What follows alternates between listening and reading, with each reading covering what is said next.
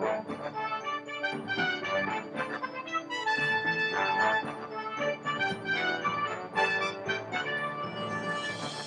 political world is a volatile place described at times to be like a sea and waves roaring by our Lord, in Luke 21, verse 25. Indeed, the prophet Isaiah describes the political scene in similar terms when he states in Isaiah 57:20, "The wicked are like a troubled sea when it cannot rest, whose waters cast up mire and dirt." Daniel, when seeing the vision of the nations in Daniel chapter 7, described what he saw in verses 2 to 3. He says, "Daniel spake and said, I saw in my vision by night, and behold, the four winds of heaven strove upon the great sea, and the four great priests came up upon the sea, different one from another." This week has been no different, with the storm gripping Turkey, a country that borders the Middle East, Europe, and Russia. A storm has been brewing for quite some time. For years, Turkey, or its predecessor, the Ottoman Empire, ruled the Middle East. Turkey's role was introduced in the unloosing of the four angels bound in the river Euphrates in Revelation 9, where we read in verse 13 to 14, "The sixth angel sounded, and I heard a voice from the four horns of the golden altar which is before God, saying to the sixth angel which had the trumpet, Loose the four angels which are bound in the great river Euphrates." Now the first of these angels were the Seljuk Turks under Togrul Beg. The Mongols followed under Genghis Khan, and the Mughals under Tamerlane. These all flooded into the Byzantine third of the Roman Empire. Well, the fourth angel was the Ottoman Turks, who were unleashed on Byzantium and conquered it in 1453 under Muhammad II, establishing the Ottoman Empire that lasted until 1917. Now, the Bible predicted the unleashing of these four powers into the area of the Middle East under the trumpet judgments and their successive drying up under the vials. Revelation 16 details the drying up in the period of the sixth vial. We read in verse 12, "The sixth angel poured out his vial upon the great river Euphrates, and the water thereof was dried up, that the way of the kings of the east might be prepared." Well, the removal of the Ottoman Turks from what was then termed Palestine made way for the coming kingdom of God. The British and the Young Lions were involved in the drying up of the Ottoman Empire in 1917 when General Allenby led the Allied forces and pushed the Ottomans back to the geographical area we know today as Turkey, preparing the way for the birth of the nation of Israel. Now, this was identified by Isaiah when he wrote in chapter 60, verse 9, "Surely the isles shall wait for me, the ships of Tarshish first, to bring thy sons from far, their silver and their gold with them, unto the name of the Lord thy God, and to the Holy One of Israel, because he hath glorified thee." Now, this has been documented in previous Bible in the News sessions, as well as Bible Magazine articles. Today, we are looking at the remnants of the Turkish Empire, which have a role to play at the time of the end. So let's consider the situation today. Turkey has been a strategic partner of the USA and NATO for some time in the global struggle for world dominion that has played out in previous generations between the Soviet Union and NATO.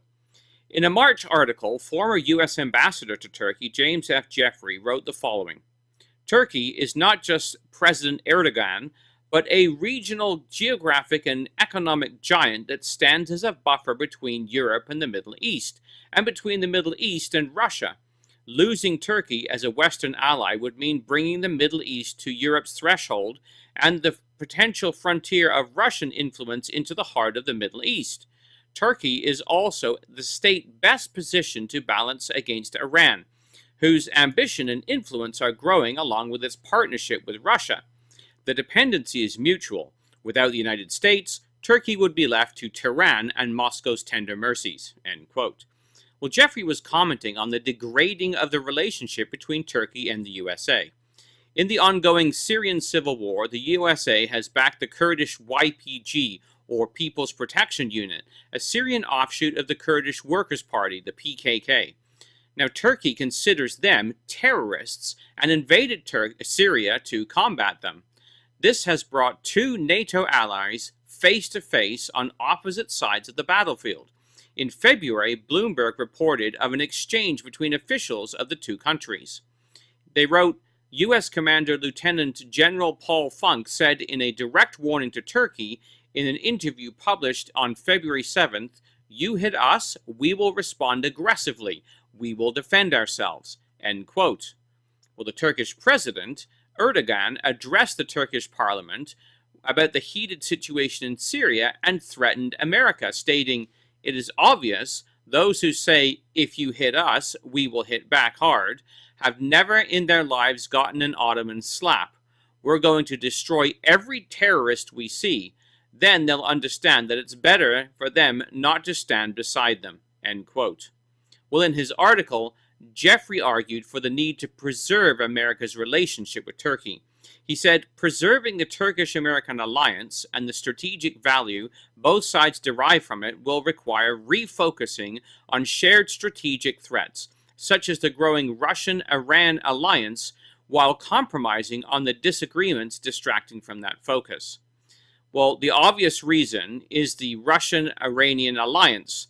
The need to counter the growing Russian influence in the world would supply the reason for maintaining this alliance. But God has other plans, as the scriptures outline, which we will consider shortly. President Erdogan himself wrote of the relationship between America and Turkey over the past years in an August 10th article in the New York Times, where he stated, "Over the years, Turkey rushed to America's help whenever necessary. Our military servicemen and servicewomen shed blood together in Korea. In 1962, the Kennedy administration was able to get the Soviets to remove missiles from Cuba by removing Jupiter missiles from Italy and Turkey.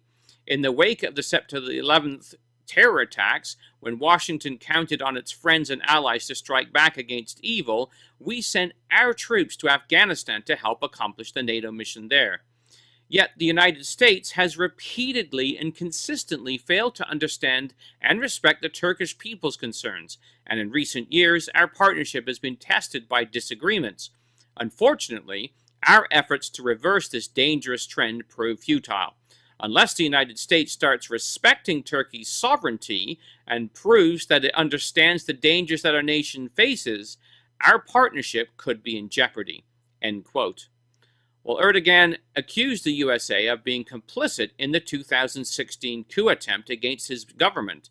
He pointed out his frustration with American support for the YPG, the Syrian branch of PKK, recognized even as a terrorist organization by the USA. He also mentioned the latest spat regarding American pastor Andrew Brunson, who it believes is involved in aiding terrorist organizations in the 2016 coup. Now, military alliances are not the only pot boiling over on the world stage. This last week has seen President Donald Trump surprising many countries who have been trading partners with America by launching a bombastic economic trade war. Canada, its closest trading partner, has been clobbered by tariffs on many levels and has been left wondering what is going on and struggling with how to handle its closest ally. Europe has also been experiencing a backlash from Trump. And China and Russia are both facing tariffs as Trump's protectionist doctrine is being implemented. However, it is Turkey that has come into Trump's sights. Trump singled out the case of Pastor Andrew Brunson as one of the reasons for economic war against Turkey, stating to the media, "Well, Turkey's been a problem for a long time. They have not acted as a friend. We'll see what happens. They have a wonderful Christian pastor. He's a wonderful man, Pastor Brunson. They made up this phony charge that he's a spy, and he's not a spy. He's going through a trial right now, if you call it a trial. They should have given him back a long time ago. And Turkey has, in my opinion, acted very, very badly. So we haven't seen the last of that. We are not going to take it sitting down. They can't take our people. So you will see what happens." Well, economic sanctions have been taken against Turkey, and Erdogan responded in his August 10th article, stating, "In the recent weeks, the United States has taken a series of steps to escalate tensions with Turkey, citing the arrest by the Turkish police of an American citizen Andrew Brunson, on charges of aiding a terrorist organization. Instead of respecting the judicial process, as I urged President Trump to do in our many meetings and conversations, the United States issued blatant threats against a friendly nation and proceeded to impose sanctions on several members of my cabinet. This decision was unacceptable, irrational, and ultimately detrimental to our long-standing friendship. Well, in a follow-up editorial article in the New York Times, the change that has taken place was identified. The editor stated, "Not long ago, it would have seemed unthinkable to add Turkey to the list of countries, including North Korea, Iran, and Russia, that the United States had sanctioned for unscrupulous behavior. As a NATO ally, Turkey has mutual defense treaty with Washington, benefits from American intelligence, and a host of American nuclear weapons at Incirlik, the airbase near the border with Syria." As August began, however, President Trump named Turkey's interior and justice ministers as specially designated nationals, barred from doing business with Americans and gaining access to financial assets in the United States. On Friday, Mr. Trump announced in a tweet that he had authorized a doubling of steel and aluminum tariffs against Turkey. Well, Turkey has reiterated, as Russia Today reported. We read, "There is an economic attack against Turkey. Earlier, such things were done in secret, but now they are open to us. We can react in two ways, economically and politically," Erdogan said in Ankara Tuesday. "Our Minister of Finance and the Treasury are working day and night. We will boycott electronic goods from the United States. They have iPhones, but on the other hand, there are Samsungs. We have our local brand, Venus Vestel. We will use it," the Turkish president added. "What is this you are doing?" Erdogan asked, referring to the US. "What is it that you are trying to accomplish? What do you want to do? You should know that the character of this nation is not one that wavers." End quote. Well, the situation has escalated in the past few days. As the article identified, we continue to read, Turkey, which has ordered retaliation for the new American sanctions, has also detained 19 Americans besides Mr. Brunson, as well as 3 Turks who work for the American consulates. Intensive negotiations, including with a Turkish delegation that visited Washington this week, have so far failed to resolve the conflict over Mr. Brunson, which has turned deeply personal. End quote. Well, the economic fallout was seen this last week as Turkey went into a financial downward spiral. The article continued, "Under an eroding rule of law and under American sanctions, Turkey's weak economy is weakening further. After Mr. Trump penalized the 2 cabinet ministers, announced the new tariffs, the lira, already down more than 20% for the year, fell to a record low, and world financial markets trembled." End quote. Many countries tie their country's currencies to the US dollar for trade and purchase US Treasury bonds to help stabilize their economies.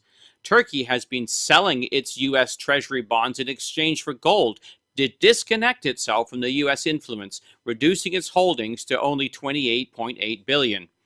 Well, Putin of Russia has been calling on nations to dump the US Treasury bonds in exchange for gold or other currencies, as the Business Insider reported. "The whole world can see that the dollar's monopoly is precarious and dangerous for many," he said. "Our gold and currency reserves are being diversified and will continue to do that further." End quote. Russia has sold off $96 billion in U.S. Treasury bonds this year alone, reducing its holdings to only $14.9 billion. Russia Today reported Russia's suggestion that Turkey that it change the way it does business under the headline, "Russia proposes deal with Turkey to ditch the US dollar for lira-ruble trade amid currency crisis." It reported Kremlin spokesman Dmitry Peskov stating, "The issue of using national currencies in bilateral trade operations is a topic that has been raised by the Russian side for a long time and consistently at various levels, including at the top level. This is what we are striving to do for our bilateral trade and economic relations, and what has been repeatedly mentioned at the bilateral Russian-Turkish talks." Well, Forbes magazine also reported on this during the past week, stating the Russian Foreign Minister Sergei Lavrov suggested Tuesday that countries facing sanctions like Iran, Turkey, and Russia might start doing business in their national currencies, suggesting that the days of the US dollar, an international reserve currency, may be numbered. I strongly believe that abuse of the role of the US dollar plays as an international currency will eventually result in its role being undermined, Lavrov said. A growing number of countries, even those not affected by US sanctions, will more and more stay away from the dollar and will rely on more reliable partners using their own currency. End quote. Well, it has been the goal of Russia to have countries dump their US currency reserves for many years. That was one of the original goals of the euro, the European Union's attempt to remove themselves from the influence of America. Russia would like to see the USA destabilized in the hope that countries would look towards it for security and stability. Well, coming back to Turkey's relationship with NATO, the former U.S. ambassador to Turkey, Jeffrey, pointed out Turkey's strategic importance to NATO and the USA in a July 9, 2018 article where he stated, NATO and the U.S. needs its airspace, its land routes, and control of the Dardanelles to contain Russia in the Black Sea and the Caucasus to the north, and to counter the myriad of threats to the south in much of Syria, Iraq, and Iran. Another reason Turkey's slide is particularly notable to NATO is that it constitutes a rarity amongst member states other than the US. It is a security provider as opposed to a security consumer. In addition to its critical strategic location, Turkey boasts a burgeoning population of 80 million, a strong economy that ranks as the 17th biggest in the world, and a powerful military, the second largest in the alliance. It thus is hard to imagine an effective NATO without Turkey. End quote. However, Turkey's recent cooperation with Russia has called its participation in NATO into question, as Jeffrey continues. When he writes, concerns about this democratic drift, combined with different concerns about Erdogan's government's cooperation with Putin's Russia, including a major weapons purchase, have generated calls by the U.S. Congress to limit U.S. military cooperation with Ankara. End quote. Well, Fox News reported on the follow-up and the implications in an interview with retired General Jack Keane, a Fox News senior strategic analyst, who stated the following. Well, yeah, Turkey is an important part of NATO, to be sure. You know, they sit at the confluence of Europe and the Middle East. They're probably the most strategically placed country in NATO.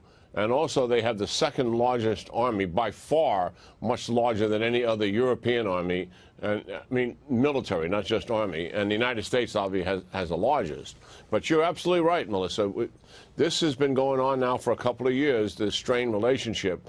When the coup took place against Erdogan in 2016, he was really frustrated that the United States and not a single NATO nation came out to support him, to provide moral support for him as he was going through that. And it's because he's become an authoritarian leader, and he's taken away democratic values, and the United States and Europe certainly doesn't appreciate the direction that they're moving in. Yeah, the relations with Turkey are at an all-time low. According to Erdogan, Turkey is going to start looking for new friends and allies, something it has already been doing with Russia. He writes, at a time when evil continues to lurk around the world, unilateral actions against Turkey by the United States, our ally of decades, will only serve to undermine American interests and security. Before it is too late, Washington must give up the misguided notion that our relationships can be asymmetrical and come to terms with the fact that Turkey has alternatives. Failure to reverse this trend of unilateralism and disrespect will require us to start looking for new friends and allies. End quote. Well, the Russian news agency Itar TASS reported on the growing relationship between Russia and Turkey when it stated Turkey is preparing to switch to settlements in national currency with the largest trading partners, including Russia. President of the Republic, Recep Tayyip Erdogan, said after the exchange rate of the Turkish lira fell to a historic low due to the U.S. raising duties on Turkish aluminum and steel. According to experts interviewed by the Russian news media, the situation might prompt the Turkish leaders to strengthen contacts with Moscow, but on the latter's terms. According to this Russian media outlet, Turkey should prepare for a significant strengthening of partnership with other countries. Russia and Turkey are almost in a similar position. Fluctuations in the Russian currency are caused by a new package of sanctions, which is expected to be introduced by the US on August 22nd. The article continues. The expert sees benefits in the current situation for the Kremlin. In a difficult economic situation and intense relations with the West and the United States, Ankara will have to move closer to Russia, but on Russia's terms. According to Haas, this situation plays into the Kremlin's hands, because Russia needs Ankara's loyalty on many issues related to the settlement of the Syrian conflict and the much-anticipated military operation in Syria's Idlib. So the fallout of the American-Turkish breakup may well play into Russian plans for the Middle East. But not only this, Turkey has strong alliances with Hamas, as the author Stephen Cook pointed out in his August 17th article for the Washington Post, where he wrote, "Elsewhere in the Middle East, Turkey became a champion of Hamas, supporting the organization diplomatically in its periodic conflicts with Israel and welcoming its operatives in Istanbul. In Syria, Ankara enabled extremists who used Turkish territory as a rear area in the fight against the Assad regime, and the Turkish government has stirred up unrest at Jerusalem's holy sites." Well, Turkey's role in Bible prophecy didn't end in 1917, when it was pushed out of the Middle East to prepare the way for the birth of the nation of Israel and the coming kingdom of God. The prophet Daniel records the same drying up of the Euphrates powers in a slightly different term. In Daniel's description, there is a king of the south, which would line up with Britain and her allies, the merchants of Tarshish of Ezekiel 38, who would be involved in restoring Israel as Isaiah recorded. But he also speaks of a him in this passage, which is the Turkish power. We read in Daniel 11:40, "At the time of the end, the king of the south, the Tarshish powers, will push at him," which is Turkey.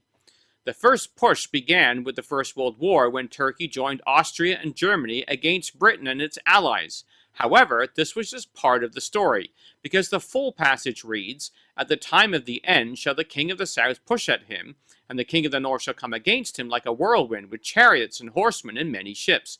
And he shall enter into the countries, and shall overflow and pass over. And he shall enter also into the glorious land, and many countries shall be overthrown, but these shall escape out of his hand, even Edom and Moab and the chief of the children of Ammon.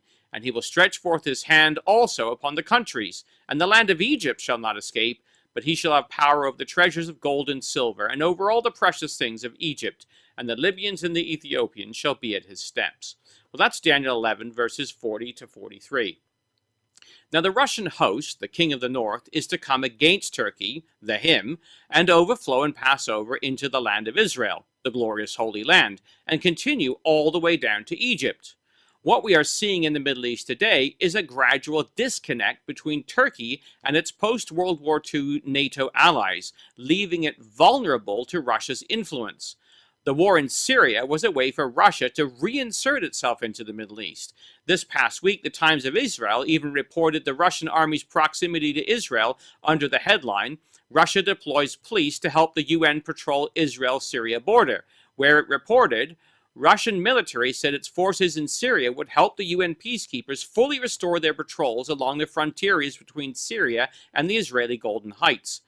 In UN peacekeeping force known as the UNDOF, first deployed along the frontier in 1974 to separate Syria and Israeli forces after Israel captured the Golan Heights in the 1967 Six-Day War, but was halted on the Syrian side of the border in 2014 amid the violence in the country's civil war.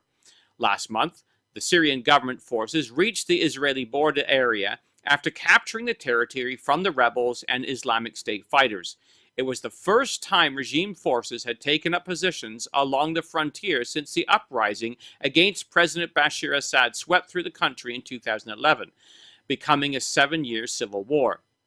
Russia's defense ministry says its military police have been deployed in all areas recaptured from rebels by the Syrian government, including the Golan. a move that appears aimed at reassuring Israel." End quote. So Russia's move into the Middle East has been a successful attempt to unbalance and replace the United States in the area.